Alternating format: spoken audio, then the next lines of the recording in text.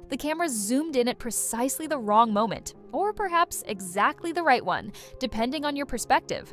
Leylah Fernandez, her face flushed and eyes glistening under the Miami hard court lights, turned away from the baseline as Naomi Osaka celebrated another crushing forehand winner.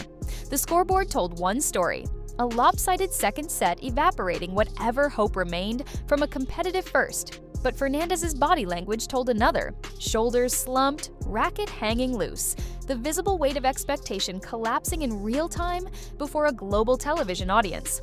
Within hours, the clip circulated across social media with captions screaming "humiliation" and "breakdown," dissected frame by fans who remembered when these two represented opposing narratives of tennis's future. What actually happened in Miami wasn't just a match. It was a collision of careers moving in opposite directions, captured in high definition for the world to judge. The final score read 6-4, 6-1, a 93-minute dismantling that felt even more lopsided than the numbers suggested. Osaka hammered 28 winners against just 14 unforced errors, a ratio that showcased exactly why she owns 4 Grand Slam titles. Her first serve clicked at 74%, and when that serve landed in the box, Fernandez won just 28% of those points. A catastrophically low return of serve performance that left the Canadian chasing shadows. The breakdown moment arrived at 5-1 in the second set, during a changeover where broadcast cameras captured Fernandez pressing a towel to her face for nearly 30 seconds, her chest heaving with what appeared to be suppressed emotion.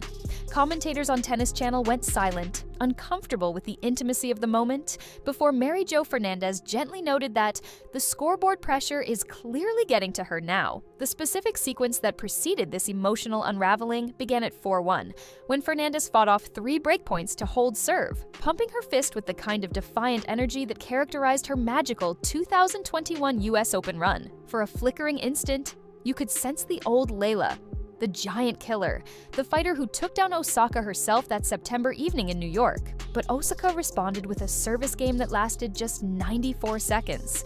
Ace, unreturnable serve, forehand winner down the line, backhand winner cross court. 4 points, 4 displays of weapons Fernandez simply doesn't possess at that caliber.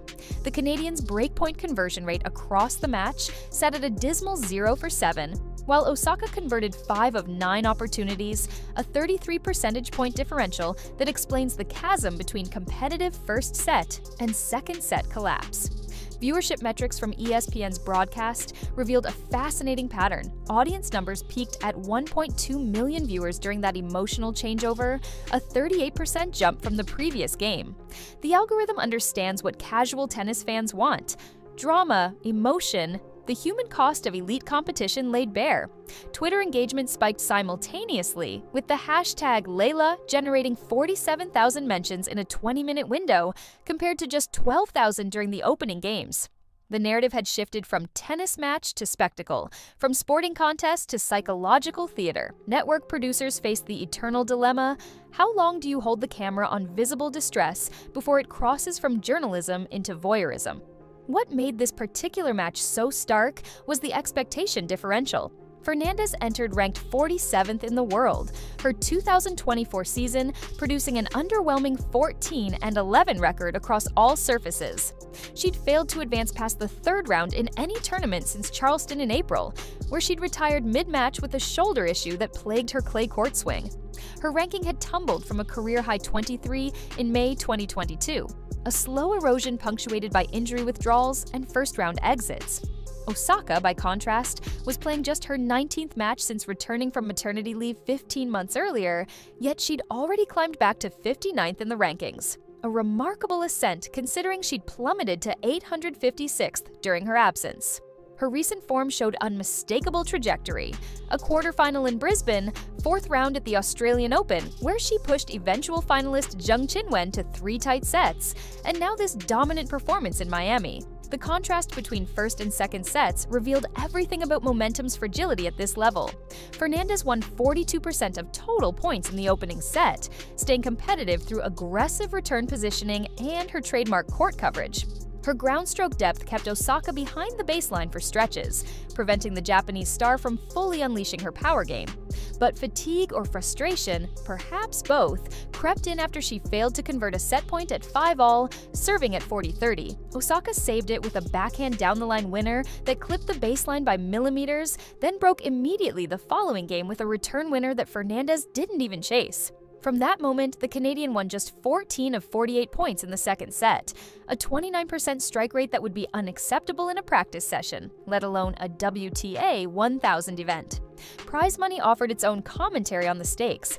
Fernandez's third-round appearance earned her $45,000, meaningful but hardly transformative for someone whose career earnings sit at approximately $4.8 million across 5 professional seasons. Osaka's career prize money exceeds $25 million, supplemented by endorsement deals that reportedly total $30 million annually even during her hiatus, partnerships with Nike, Louis Vuitton, MasterCard, and Nissan that provide financial security regardless of on-court results. The financial pressure differs dramatically. Fernandez needs results to maintain her ranking and seed protection for majors, while Osaka enjoys the luxury of playing for legacy rather than necessity. For the WTA Tour, this match represented a microcosm of generational transition frozen mid-process. Fernandez emerged from the 2021 North American hardcourt swing as tennis's next great story. A 19-year-old lefty who dismantled 5th-ranked Alina Svitolina, 3rd-ranked Osaka, 2nd-ranked Aryna Sabalenka, then pushed eventual champion Emma Raducanu in the final. That tournament run generated estimated global viewership exceeding 15 million unique viewers across ESPN, Amazon Prime, and international broadcasters, with the semifinal against Sabalenka drawing a 1.9 overnight rating on ESPN, the network's highest-rated tennis broadcast outside Grand Slam finals in nearly 4 years. Ticket resale prices for her matches skyrocketed. Seats in Arthur Ashe Stadium's upper bowl that typically sold for $80 were fetching $300, $150 on StubHub hours before her semifinal. The commercial impact was immediate. Within 3 months, Fernandez signed endorsement agreements with Lululemon, Beats by Dre, and Subway, deals reportedly worth a combined 7 figures annually. Her social media following exploded from 60,000 Instagram followers pre-tournament to 1.4 million by Christmas 2021. The WTA Tour featured her prominently in season-ending promotional materials, and Tennis Canada structured youth programming around Be Like Layla clinics that drew 4 times their normal participation rates. She wasn't just a player. She became a marketing vertical, a walking proof of concept that the post-Serena WTA could generate stars who transcended the sport, but sustaining that momentum proved infinitely harder than creating it. Fernandez's 2022 season produced a 33-22 match record, respectable but far from elite. With just 1 title in Monterrey and no Grand Slam runs beyond the 4th round, her 2023 campaign deteriorated further, 21-20 overall, plagued by a stress fracture in her foot that forced retirement from the French Open and withdrawal from Wimbledon. The injury marked a turning point, not just physically but in narrative terms. Media coverage shifted from rising star to struggling to recapture form, and television producers stopped featuring her in primetime slots unless facing a top 10 opponent. Attendance at her matches remained solid. She still draws Canadian fans who travel to North American events. But the electricity, the sense of witnessing something historic, had dissipated. Compare those trajectories to Osaka's arc, and the contrast becomes even sharper. When Osaka announced her pregnancy in January 2023, she held 4 Grand Slam titles and had spent 113 weeks ranked #1. Her career had already been defined, her legacy secured regardless of what followed. The pressure of return was existential in a different way, not about proving she belonged, but about proving she could recapture dominance after a 2-year gap that included mental health struggles, the birth of her daughter Shay, and the simple passage of time in a sport that rarely forgives absences. Yet her comeback metrics suggest someone operating well ahead of reasonable expectations. 15 match wins across her first 19 matches, including victories over 12th-ranked Daria Kasatkina and 15th-ranked Lyudmila Samsonova. Broadcast executives noticed. Australian Open viewership for Osaka's 4th-round match against Zheng drew 2.6 million viewers on ESPN, the tournament's highest-rated day session broadcast. Japanese television network NHK reported that 72% of their Australian Open coverage focused on matches featuring Japanese players, predominantly Osaka, with average viewership across her matches reaching 8.4 million viewers domestically, extraordinary numbers for middle-of-the-night broadcasts in Tokyo. Sponsorship inquiries surged. Brands that had remained committed during her absence began activating campaigns again, and new suitors emerged, recognizing that a returning Osaka generated more intrigue than a dominant Iga Swiatek, at least in terms of narrative marketability. The mental health dimension added complexity neither player could escape. Osaka's 2021 French Open withdrawal, citing depression and anxiety, transformed tennis's conversation around psychological wellness. Her transparency gave other players permission to discuss their struggles publicly, creating space for admission without career-ending stigma. When Fernandez showed visible emotion in Miami, some observers wondered if physical exhaustion masked something deeper: the cumulative toll of expectations unmet, of being perpetually asked, "Why not another US Open run?" while battling injuries and confidence erosion. Her post-match press conference lasted just 8 minutes. She answered questions in clipped sentences, declined to elaborate on her emotional state, and exited quickly. Tournament press officers didn't push.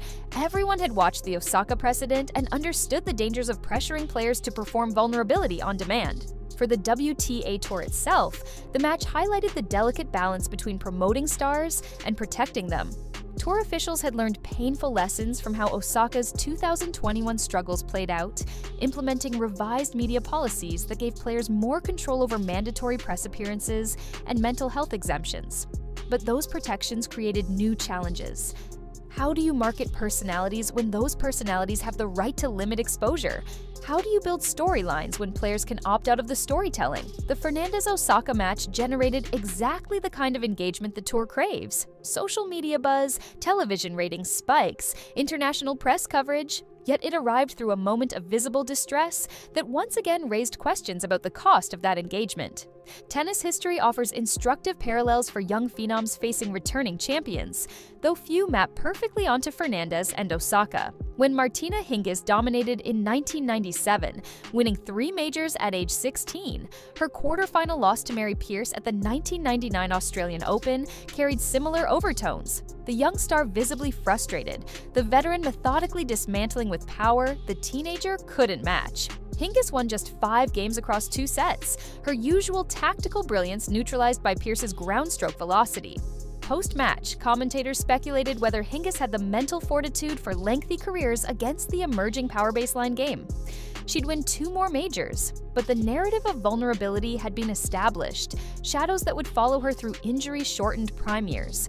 More recently, the 2014 Australian Open provided a template when Maria Sharapova demolished Dominika Cibulkova 6-0 in the second set of their quarterfinal, after the Slovakian had pushed her to 7-5 in the opener. Cibulkova had been the story of the tournament, her 5th-round upset of Simona Halep, her tireless court coverage, her unlikely path to within 3 wins of a maiden slam. But Sharapova, playing her best tennis in 2 years, overwhelmed her with first-strike power. 14 aces, 37 winners, a first-serve percentage of 81. Cibulkova's body language deteriorated as that second set progressed, shoulders sagging, racket twirls between points, the visible realization that her fairy tale was ending. She'd reached the final that year, losing to Li Na, but the Sharapova demolition remained the tournament's most lopsided emotional defeat. The head-to-head between Osaka and Fernandez adds crucial context. They've now played 3 times, with Osaka leading 2-1. Their first meeting came at that unforgettable 2021 US Open 3rd round, where Fernandez won 5-7, 7-6-2, 6-4 in a match that lasted 3 hours and 17 minutes under the Arthur Ashe lights. Osaka served for the match at 6-5 in the second set, but double faulted twice in that game, opening the door for Fernandez's comeback.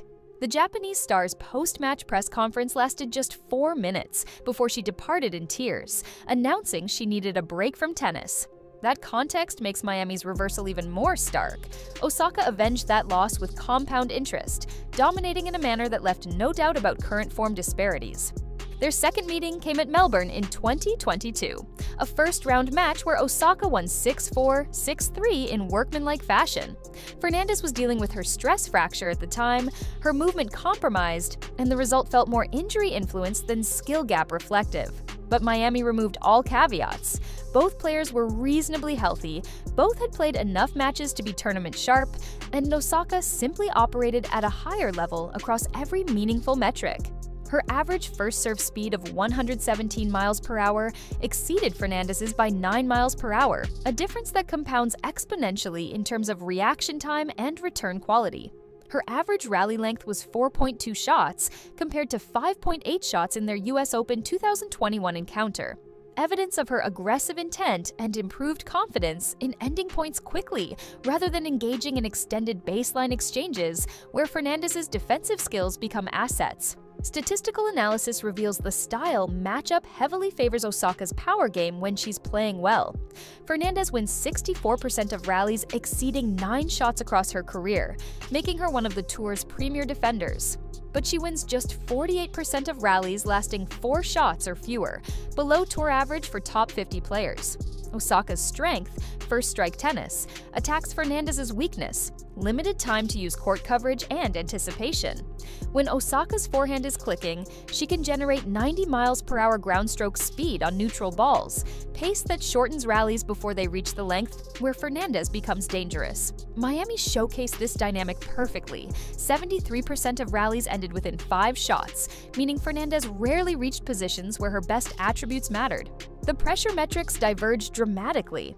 Osaka has played 39 Grand Slam main draw matches, winning 4 titles with a 32-7 career record at majors. She's converted 34 of 50 career breakpoints in Grand Slam finals, 68%, demonstrating an ability to execute under maximum pressure.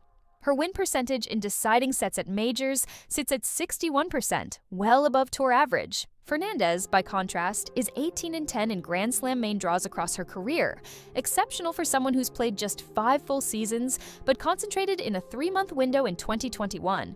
Her Grand Slam win percentage in deciding sets is 52%, barely above coin flip odds, and she's converted just 4 of 14 breakpoints in Grand Slam quarterfinals and beyond.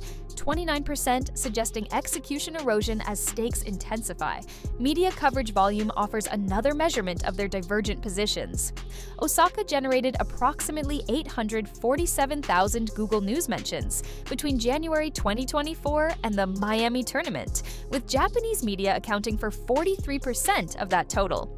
Fernandez registered approximately 183,000 mentions in the same period, a 4.6 to 1 disparity.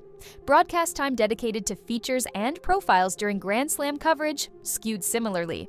Australian Open producers aired 2 separate packages on Osaka's return journey, totaling 11 minutes of primetime coverage, while Fernandez received one 90-second segment focused on her recovery from injury. The WTA Tour's own social media accounts posted about Osaka 67 times across Instagram, Twitter, and TikTok between January and March, compared to 19 posts featuring Fernandez, a 3.5 to 1 ratio reflecting both current form and commercial appeal. Sponsorship economics explain much of the intensity surrounding matches like Miami. When Osaka announced her pregnancy, conventional wisdom suggested brands might reduce commitments or let contracts expire. Athletes losing 2 years of competitive prime rarely maintain endorsement values. Instead, Nike restructured her deal to emphasize lifestyle and cultural influence over tournament results, recognizing her appeal transcended tennis. Louis Vuitton kept her as the face of their leather goods campaigns, featuring her in advertisements shot in Paris with her daughter, positioning her as representing work-life integration for modern women. MasterCard retained her for their financial inclusion campaigns targeted at Asian markets. Industry analysts estimated her total endorsement portfolio during her playing absence still exceeded $23 million annually, making her the 4th highest-paid female athlete globally, despite not competing. Fernandez's endorsement picture, while impressive for a player of her ranking, operates at a different scale. Lululemon signed her to a 5-year apparel deal reportedly worth approximately $1.2 million total, substantial for a top 50 player, but nearly 20 times less annually than Osaka's lowest-paying major partnership. Her racket deal with Babolat pays approximately $200,000 per year, standard for players outside the top 20 without Grand Slam titles. Beats by Dre and Subway agreements add another combined $300,000 annually. Total endorsement income likely reaches $1.5 to $1.8 million per year. Meaningful supplementary income, but requiring tournament prize money to sustain her training infrastructure, coaching team, and travel expenses for her and her team across a global season. The financial pressure manifests differently. Osaka can afford to skip tournaments, prioritize health, and play only when genuinely ready because her endorsement base provides financial independence. Fernandez needs to maximize her ranking points and prize money, creating incentives to play through minor injuries or fatigue, to accept wildcards into smaller tournaments for quick points, to push her body in ways that increase injury risk. Her foot stress fracture likely resulted partially from this dynamic, playing tournaments in quick succession without adequate recovery because ranking protection and financial necessity overrode medical caution. The WTA's ranking system, which requires players to defend points from the previous year, creates this pressure.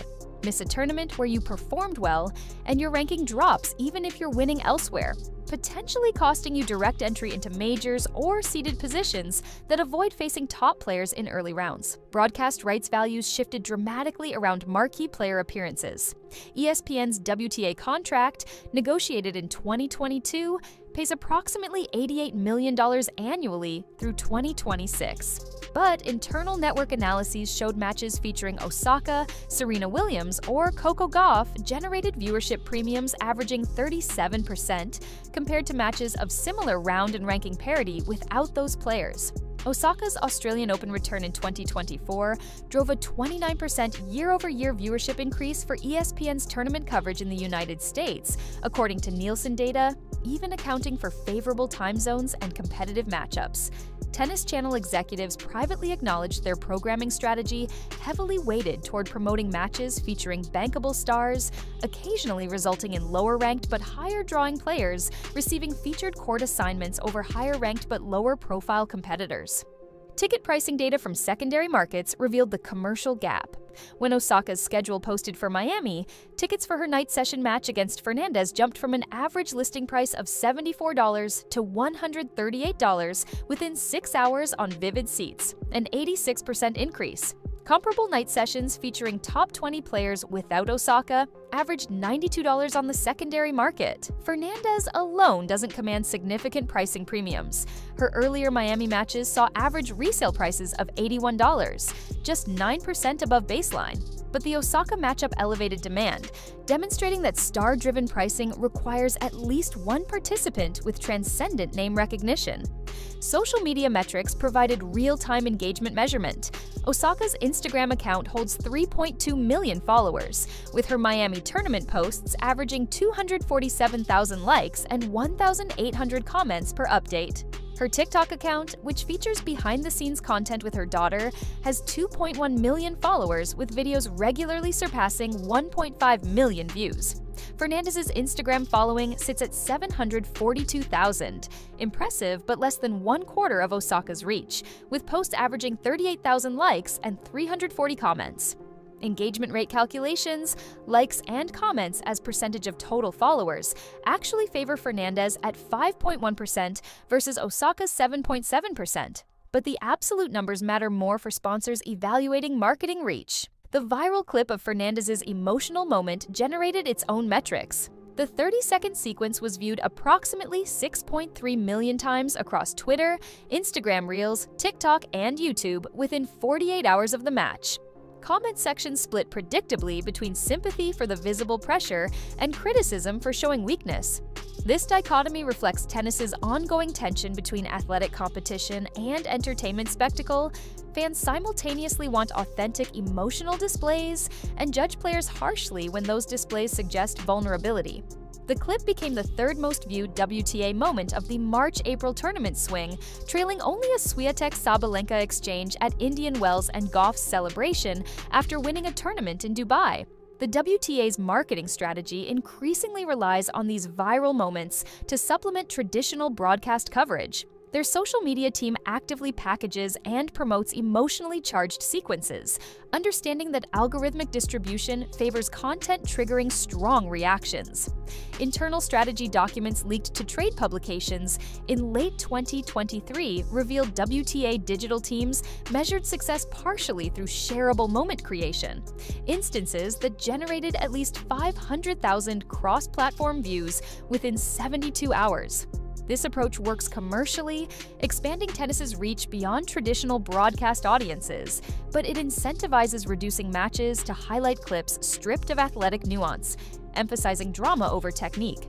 The immediate ranking implications were clear, but not catastrophic for Fernandez. Her third-round appearance in Miami maintained her position at 47th, but more critically, she now faced a precarious clay court season defending minimal points. She'd played poorly on European clay in 2023, before reaching the grass season, where she'd historically struggled outside her 2021 Wimbledon quarterfinal run. Projected rankings through the US Open, assuming average performance on clay and grass, placed her between 48th and 63rd. The latter number potentially dropping her outside direct acceptance into some WTA 500 tournaments and eliminating seeded status at majors. Seeding matters enormously. Unseeded players at Grand Slams face potential first-round matchups against top 16 opponents, drastically reducing advancement probability. Osaka's trajectory pointed sharply upward. Her Miami run, combined with Australian Open and prior results, projected her to reach the top 35 by the French Open, potentially top 25 by Wimbledon if she maintained current form. More significantly, she demonstrated that her power game remained elite-level effective, that motherhood and time away hadn't eroded the physical tools that made her a champion. Historical data on players returning from extended absences shows mixed outcomes. Kim Clijsters won the US Open in her third tournament back in 2009, while Justine Henon's 2010 return produced respectable results but no major titles. Osaka's early indicators suggested a trajectory closer to Clijsters, faster than expected return to competitive form, physical game intact, mental approach refreshed rather than compromised by time away. Grand Slam seeding scenarios become crucial for both players. If Fernandez's ranking drops below 55th by Wimbledon, she'd be unseeded at majors for the first time since early 2021, exponentially increasing her difficulty in replicating deep runs. Grass represents her best surface. Her lefty serve generates awkward angles on faster courts, and her speed covers the wide spaces. But drawing Swiatek or Sabalenka in round 1 would likely mean a first-round exit regardless of form. Osaka, conversely, stood on the threshold of seed protection, potentially reaching the 16 to 32 seed range that avoids top opponents until the third round at earliest. For a player whose confidence grows through victories, that protected path through early rounds could prove crucial for championship contention. Confidence momentum represents perhaps the most significant divergence. Sports psychology research on performance following lopsided losses shows a clear pattern. Athletes who lose decisively to opponents they've previously beaten experience confidence deterioration that extends beyond that single match. Fernandez had beaten Osaka at the US Open, establishing a mental framework of competitive parity. Miami shattered that framework, replacing it with evidence that their trajectories had diverged, that Osaka now operated at a level Fernandez couldn't currently match.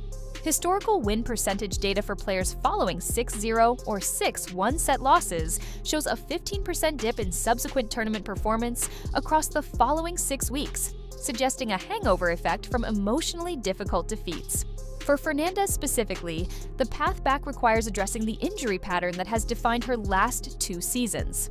Stress fractures, shoulder inflammation, and recurring foot issues suggest training load management problems or biomechanical vulnerabilities. Players who suffer multiple soft tissue or overuse injuries before age 23 historically face challenging career arcs. Their bodies break down before they've accumulated prime earning years.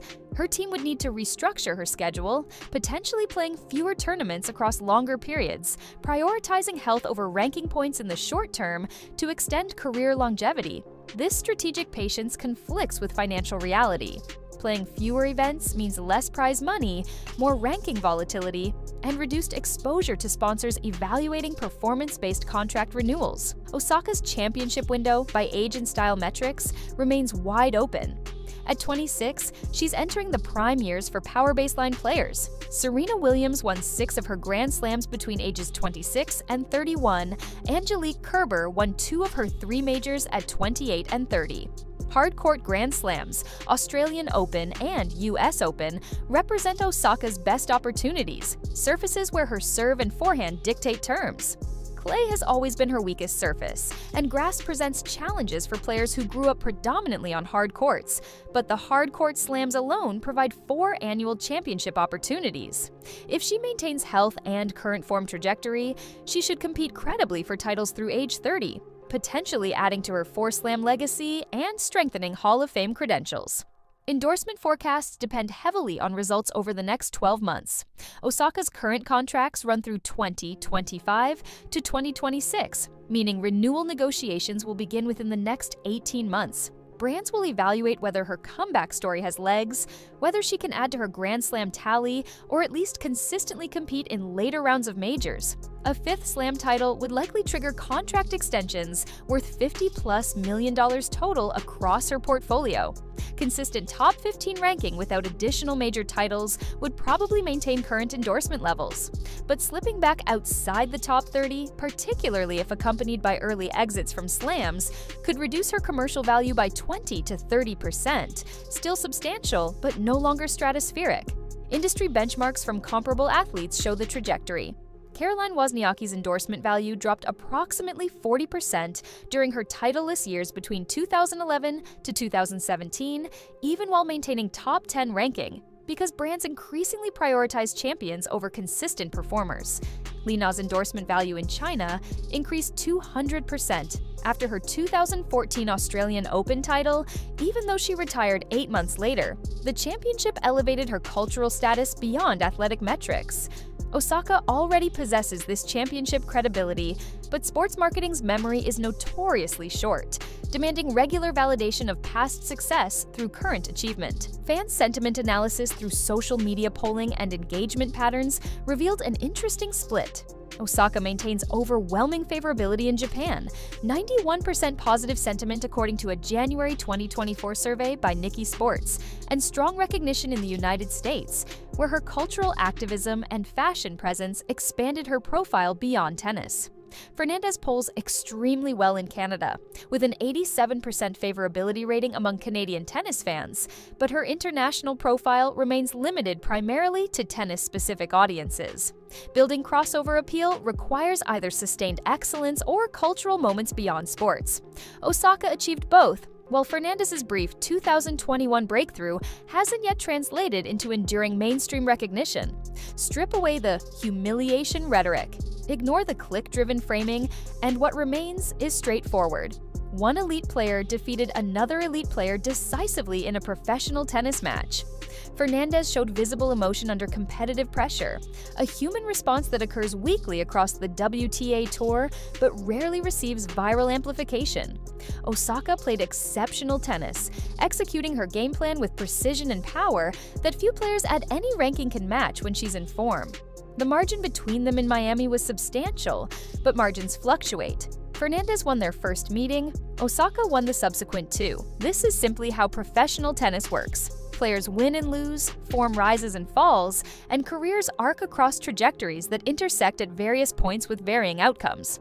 The resilience factor deserves emphasis because both players have demonstrated it repeatedly. Osaka returned from mental health struggles and a pregnancy that took her away from competition for nearly 2 years, facing legitimate questions about whether she'd recapture her championship form. 6 months into her comeback, she's answering those questions emphatically, playing tennis that suggests her best may still lie ahead. Fernandez has battled through multiple injury setbacks that threatened to derail her career before it fully developed, returning each time to compete at a level that keeps her firmly within the top 50, a position 99% of professional tennis players never reach. both have shown the mental fortitude required to compete at the sport's highest levels. One difficult match doesn't erase those proven qualities. For the WTA Tour, the narrative value of this matchup and this moment is undeniable. Tennis thrives on storylines: rivalry, redemption, comeback, breakthrough, heartbreak. Fernandez and Osaka provide multiple narrative threads: their shared history at the US Open, their divergent career trajectories, the generational implications of a returning champion defeating a younger player who once symbolized the post-Osaka future. These storylines drive engagement beyond hardcore tennis fans, pulling in casual viewers who follow personalities rather than rankings. The tour's growth, its ability to negotiate larger broadcast deals, attract new sponsors, and expand into emerging markets, depends partially on creating and promoting these compelling narratives. Miami delivered exactly that, even if the on-court result was lopsided. But the cost of that engagement deserves scrutiny. A 30-second clip of an athlete in visible distress shouldn't define a career or a match. Yet that's precisely what viral media culture encourages. Fernandez will be asked about that moment in press conferences for months, forced to relive and explain a private emotional experience to strangers who believe public performance grants them access to inner psychological states. Osaka knows this dynamic intimately. Her tears at the 2021 US Open were dissected endlessly, analyzed by armchair psychologists, and weaponized by critics who questioned her mental strength. The same cycle now threatens Fernandez, creating pressure to perform emotional resilience in addition to athletic excellence. The final statistical comparison offers perspective. Fernandez's career win percentage sits at 62% across all surfaces and tournaments. Osaka's career win percentage is 64%. They are separated by 2 percentage points across hundreds of matches, a margin so slim it's almost meaningless. Both have won WTA titles. Fernandez has 1, Osaka has 7, but both have proven they belong at the tour's highest competitive level. On a given day, on the right surface, with momentum and confidence aligned, Fernandez can beat any player in the world. We know this because she's done it. The same applies to Osaka.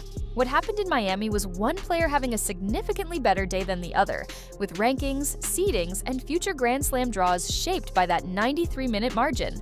Looking forward, both players face questions that make them fascinating to follow. Can Fernandez regain her 2021 form, or was that 3-week window an unrepeatable perfect storm of confidence, health, and favorable matchups?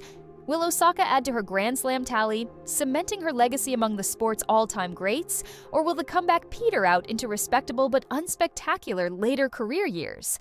Does the physical style that made Osaka dominant in her early 20s hold up through her late 20s, or will her power baseline game require tactical evolution as younger, faster players emerge? These questions don't have definitive answers, which is precisely what makes them compelling. Tennis careers are long narratives with chapters of dominance, struggle, reinvention, and decline, rarely linear, constantly surprising. Fernandez is writing early chapters of a story whose ending remains unknown.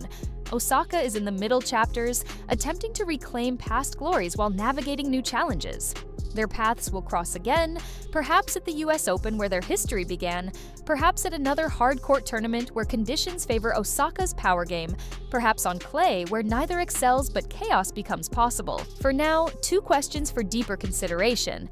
Does Osaka's return diminish opportunities for the next generation, like Fernandez, Goff, and others?